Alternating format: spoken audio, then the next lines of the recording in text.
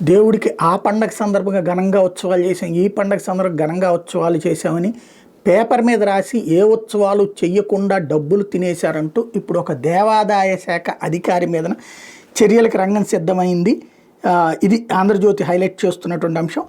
కంచె చెనుమేసించగా దేవాదాయ శాఖ ఆదాయ వ్యయాలకు కాపలాదారుగా ఉండాల్సిన ఆ శాఖ ఈవోనే వివిధ మార్గాల్లో సుమారు 2 కోట్లకు పైగా స్వాహా చేసినట్టు ఉమ్మడి గుంటూరు జిల్లా దేవాదాయ శాఖ డిప్యూటీ కమిషనర్ కేబీ శ్రీనివాస్ జరిపిన సమగ్ర దర్యాప్తులో తేలింది. ఆనాటి Mandadapu temples EO T Satyanarayana Reddy అవినీతి భాగోతం వెల్లడైంది. ఆ ఈవో ఏ విధంగా దేవుడి సొమ్మును కైంకర్యం చేసింది అంశాల వారీగా నివేదిక అందించారు. ప్రస్తుతం ఈవో సత్యనారాయణ రెడ్డి అక్కడ నుండి బదిలీ అయి బొప్పూడి ఆంజనేయ స్వామి దేవాలయ ఈవోగా కొనసాగుతున్నారు. అయితే 2-3 రోజులు ఆయన సస్పెన్షన్ ఉత్తర్వులు జారీ అయ్యే అవకాశాలు మెండుగా ఉన్నాయి.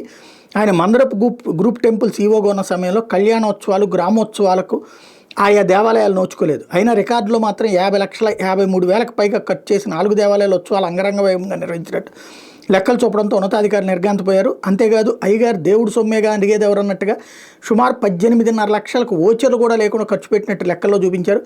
అంతేకాదు ఎటువంటి ముందస్తు బడ్జెట్ లేకుండా 26.5 లక్షలకు పైగా ఖర్చు పెట్టినట్టు వెల్లడైంది. ఇక పండగలకు విద్యుత్ దీపాలు వేయించకుండానే ప్రత్యేకంగా వేయించినట్టు చూపడం, లేని ఉద్యానవనాలను ఉన్నట్టుగా రికార్డులో చూపించి వాటి సంరక్షణకు లక్షల్లో ఖర్చు చేసినట్టుగా చూపినట్టు దర్యాప్తులో తేలింది. ఇదంతా ఒక ఎత్తు అయితే తన ఇష్టానుసారంగా 3 బ్యాంకుల్లో దేవాదాయ శాఖ చెందిన సొమ్మును 3 FDల్లో ఉండగా కాలమరిపై తీరకుండా విత్డ్రా చేయడాన్ని ఉన్నతాధికారులు పెద్ద నేరంగా భావిస్తున్నారు. విత్డ్రా చేయాలంటే ఉన్నతాధికారులు అనుమతి తీసుకోవాల్సి ఉంది. అలా తీసుకోకుండా ఈవో చేసిన చర్య మూలంగా ఆ దేవాలయాలకు రావాల్సిన 7,34,000కు పైగా వడ్డీ రూపంలో నష్టపోయాయి. 2019లో విత్డ్రా చేయగా ఇప్పటి వరకు కూడా ఉన్నతాధికారుల నుంచి అనుమతి తీసుకోలేదు. అంతేకాదు ఇతర నిర్వాహకం మూలంగా దేవుడు కూడా పన్ను ఎగవేతదారుల జాబితాలో చేరిపారు. గత 5 ఏళ్ళు కూడా ప్రభుత్వానికి ఆలయాల ద్వారా చెల్లించాల్సిన పన్నులను చెల్లించకుండా ఇతను వ్యవహరించిన తీరు పట్ల కూడా ఉన్నతాధికారులు ఆగ్రహంతో ఉన్నారన్నటువంటి వార్తని హైలైట్ చేసింది.